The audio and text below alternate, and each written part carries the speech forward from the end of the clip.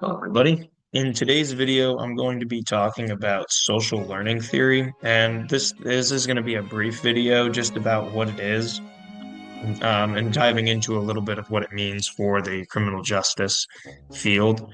A lot of what we know about social learning theory, or a lot of what I found during my research, is not actually tailored to criminal justice. It's more tailored to the education field and learning about the psychology of minors, students mainly, to see how we can teach them and how they learn certain behaviors as they're growing up through a learning environment like schools. But I will connect social learning theory to criminal justice in the end, but I just really want to talk about what it is in this video. So, jumping right in, social learning theory. This was developed by Albert Bandera. Basically, it explains how people learn new behaviors by observing it from others. It emphasizes the role of modeling, imitation, and vicarious reinforcement. So it also explains how we don't need to experience rewards or punishments to learn behaviors. We can just watch what happens to others and adjust our behavior accordingly. And this theory also likes to highlight the cognitive process, like the attention, the memory, the motivation, which is what I'll be touching on as well, because it's important to understand how a child actually learns and what the mental process is through social learning theory. And there's four steps. First is the attention, which is the stimuli focus. The retention, which is the reenactment. It's the rehearsing of it after seeing it. Motor reproduction, which is the reenactment. And then sometimes there's motivation involved with social learning theory. Although I previously said that doesn't always have to be rewards to make social learning theory happen, sometimes there is motivation involved. So that fourth step isn't always there, but sometimes it is. And I'll touch on that a little bit later as well. So first, I want to start with attention. And, excuse me, attention is the process of being exposed to what is happening, a certain behavior. As long as the child is paying attention or gains the person's interest, the observer's interest, they'll see the model's behavior and it might be worth imitating. So the individual needs to focus on the behavior and its consequences and then form a mental picture of what they see and then find out if it's worth actually imitating. Which goes into the next step, which is retention. And retention is the process of imitation. This is where the individual symbolically stores the behavior of the model in their mind. And then for successful imitation, the observer must save these behaviors in symbolic forms and then organize them into easily recalled templates in their head.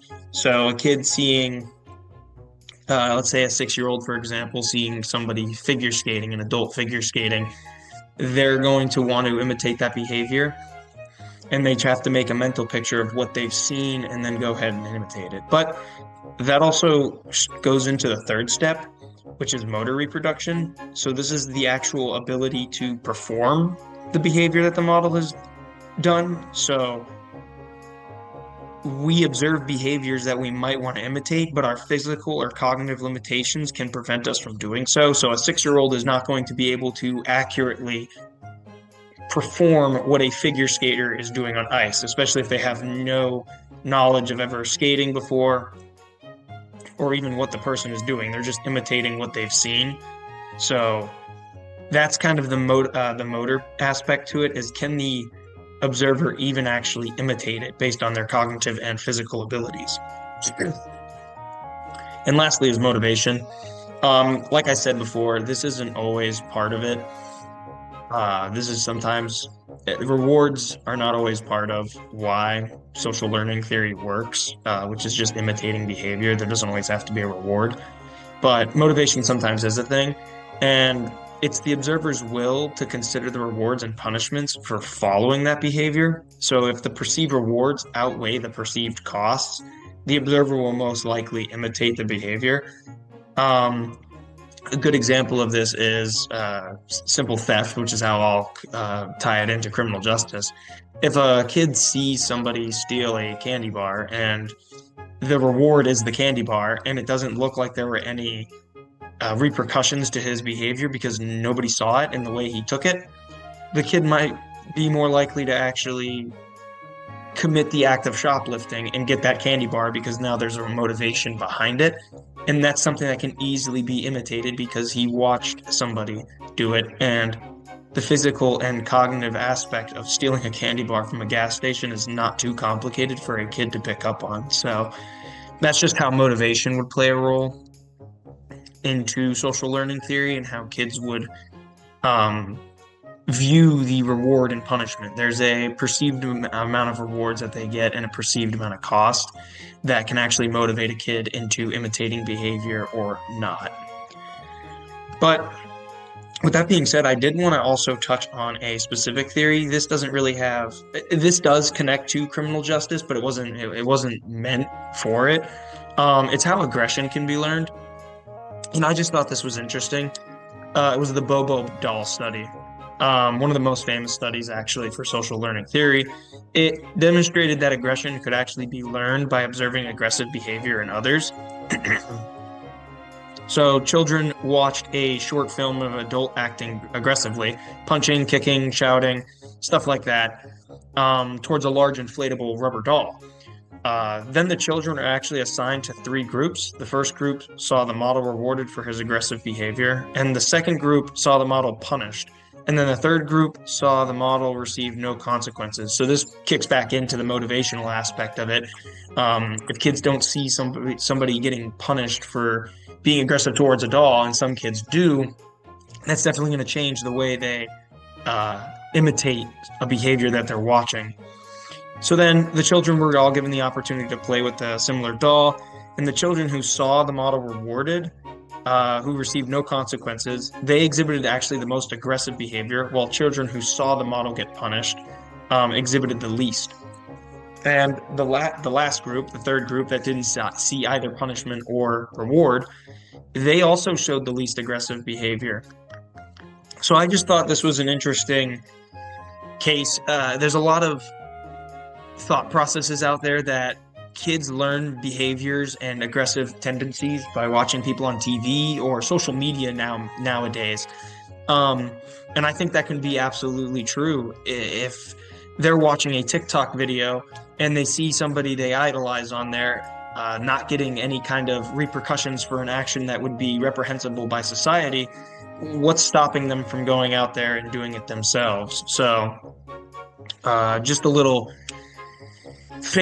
food for thought on that. I do believe that imitation, a lot of social media influencers nowadays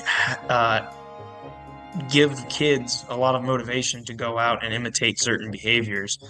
But like I said, I'm going to tie this into criminal justice now. And the way this can be tied into criminal justice is that kids growing up in urban environments or environments that are deep within a city instead of suburban areas taken away from a city, they start to see behaviors of people around them and their peers, and a lot of crime is actually densely in those urban areas. That's where most crime takes place. So kids seeing crimes happen and people not getting punished for those actions, that might be more willing for them to actually imitate what they're seeing, which can give them the idea that crime is okay in a way. Even if they know the crime isn't okay, they still imitate the behavior because they know they can get away with it.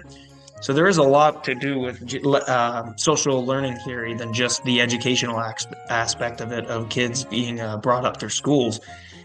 Kids who grow up on the streets of urban areas see all sorts of people doing all sorts of things all day. And you have to think, what behaviors are they picking up on and which ones are they willing to imitate? Because none of them are going to be extremely hard for them to pick up on, especially if it's like a teenager. And they'll easily be able to engage in the act themselves. They'll also be able to outweigh the benefits from the benefits from the punishments, rewards from the punishments. than somebody who would be younger. And it starts when it's young too, seeing the behaviors. But I think social media also has a big role in this as well, in the criminal justice aspect. Um, just one example is the Kia boys, who were showing people how to actually rob Kias. And people can just see this on TikTok. And these guys weren't getting punished or anything, no interactions with law enforcement. So what's stopping a teenager, a 16-year-old, from just going out and giving it a go himself? There's no punishment, and it seems like it'd be fun. And he's seen the behavior, and that's something he can do. It's not out of his realm of capability. So just a little video today on social learning theory. But that is all I have for today. I hope you guys learned something, and I hope you enjoyed watching, and I will see you in the next one.